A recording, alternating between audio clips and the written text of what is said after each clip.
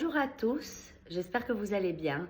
Alors cette semaine, je suis ravie de vous faire découvrir un livre que je viens de terminer, écrit par Laure Adler, que vous connaissez certainement tous, et qui à nouveau s'adresse ou qui décrit la vie, qui raconte la vie de Françoise Héritier, une des plus grandes anthropologues de notre époque.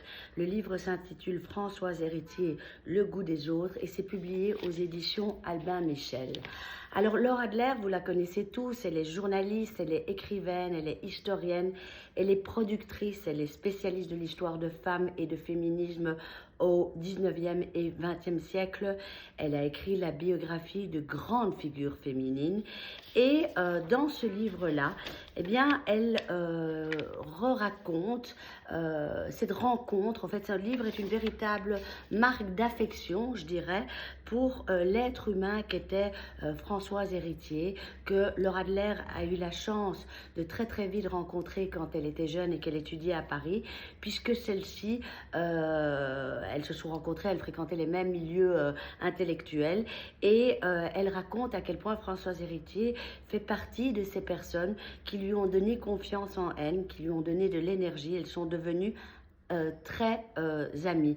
Et donc, malgré le fait que ce soit une biographie assez officielle qui, je dirais, vulgarise parfaitement les travaux de Françoise Héritier, qui a quand même laissé une empreinte très importante en tant qu'anthropologue, le livre est truffé d'anecdotes personnelles, truffé de souvenirs personnels, et c'est tout simplement magnifique. Alors, il faut savoir aussi que Françoise Héritier a été reconnue au fil des temps comme la grande spécialiste de l'importance de la symbolique du corps dans le fonctionnement de toutes les sociétés.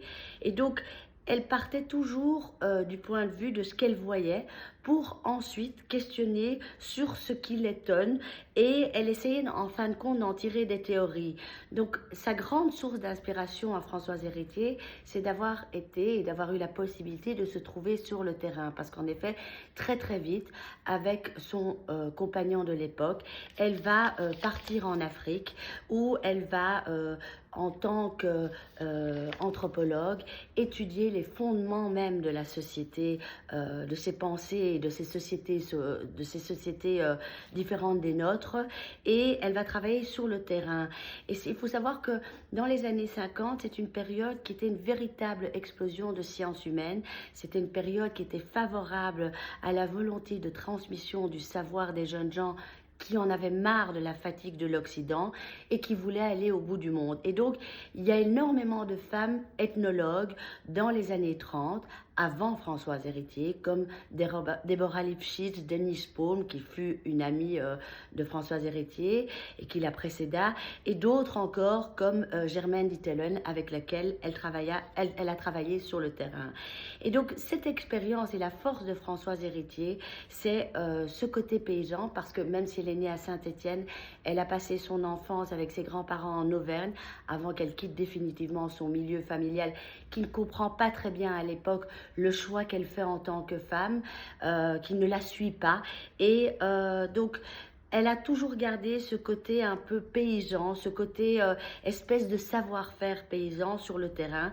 Et donc, elle va révolutionner la méthode anthropologique par sa sensibilité, puisqu'elle vivra aux côtés des femmes du village.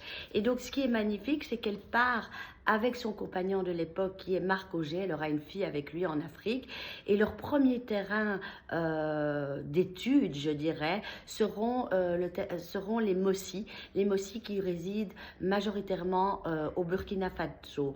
Et donc, elle va adopter leurs coutumes, vivra comme les femmes qui l'entourent.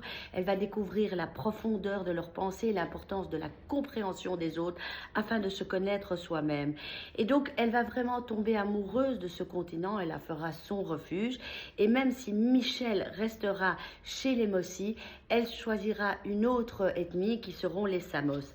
Alors, ce qui est très important, c'est qu'elle est une disciple, bien entendu, de Claude Lévi-Strauss, même si elle va pousser l'idée du structuralisme, que je vais vous expliquer tout de suite, encore plus loin que Claude Lévi-Strauss.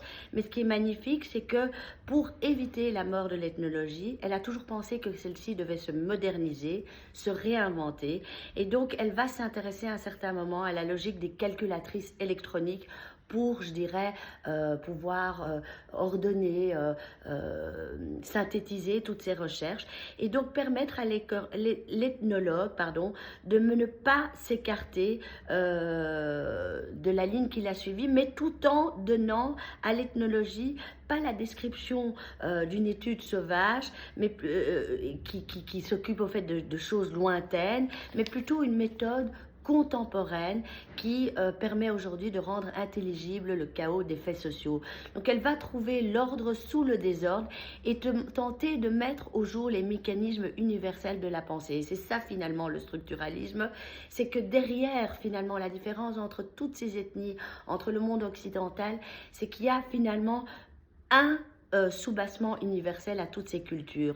Et donc c'est à travers toutes ces recherches et ces comportements, à travers les habitudes différentes de ces sociétés, que Françoise Héritier va trouver tout ça, va trouver le fondement universel.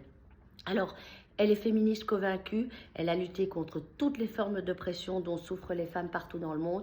Et ce qui est magnifique dans ce livre, c'est qu'on suit véritablement depuis ce début jusqu'à la fin de sa vie, parce que c'est une femme qui a eu énormément d'ennuis de santé, mais qui est toujours restée très très positive. Et on sent l'amour, on sent l'affection de Laura Adler qui le lui rend bien en écrivant cette biographie. Et donc, elle nous raconte aussi comme cette femme finalement a été la première femme présidente du Conseil national du SIDA, même si elle n'était pas médecin, pardon, et elle a mené une lutte acharnée pour la reconnaissance des malades que l'opinion publique voulait alors dépister systématiquement. Elle s'est opposée à la dépénalisation de la transmission du virus et elle obtint surtout le secret médical en prison pour les détenus malades. Donc, elle se bat pour le Pax, elle se bat pour la reconnaissance de l'homosexualité, de l'individualité des personnes. Et puis avec le temps, elle va très très vite se détacher, enfin très très vite non, mais petit à petit, elle va se détacher de Claude Lévi-Strauss parce qu'elle va pousser, je pense, le structuralisme encore plus loin. Elle va écrire à la fin de sa vie des ouvrages empathique de la lecture, de l'amour des mots, de la vie, de la célébration des vivants, parce qu'il ne faut pas oublier, et même si le livre se répète parfois, Laura Adler essaye vraiment d'insister sur le fait à quel point Françoise Héritier, malgré sa maladie, malgré ses soucis de santé et ses fréquents passages à l'hôpital, est restée une femme active jusqu'au bout, aimant la vie, aimant les mots, toujours prête à découvrir de nouvelles choses. Et donc Laura Adler veut nous montrer comment cette femme, Françoise Héritier, a encore davantage développé le structuralisme, derrière cette image hétérogène des êtres humains, des différentes ethnies. Elle insiste comme Lévi-Strauss, mais encore davantage, qu'il y a une constance universelle. Et alors, ces travaux, il faut savoir aussi, et ça c'est ce qui est magnifique, c'est qu'elle va devenir finalement la première femme à remplacer finalement Claude Lévi-Strauss au Collège de France. Il y aura une chaire qui va être créée, parce que lui va se détacher petit à petit du Collège de France, il choisira de donner de plus en plus d'interviews, et donc elle va le suivre, et c'est la première fois qu'une nouvelle chaire sera nommée chaire d'études comparées des sociétés africaines, et qu'on va comprendre aussi l'importance, pour comprendre notre monde, à quel point justement c'est important de comprendre l'Afrique, de comprendre ces contrées qui nous sommes tout à fait inconnues. Alors, je voulais dire aussi encore une chose, c'est que si vous écoutez l'émission ce soir sur Radio Judaïka à 18h30, bien entendu, je développerai davantage les thèmes qu'elle a abordés. Mais je vous conseille de lire ce livre parce que vraiment, on prend conscience à quel point finalement la pensée sauvage de ces peuples qui nous paraissent tout à fait tellement loin de nous, eh bien finalement ne le sont pas si loin et sont souvent à la source et à l'origine de beaucoup de choses aujourd'hui que nous reprenons sans même en connaître véritablement les origines. Je vous souhaite de le lire, c'est très agréable à lire, c'est surtout vulgarisé et le livre témoigne d'une sympathie profonde de l'auteur pour Françoise Héritier.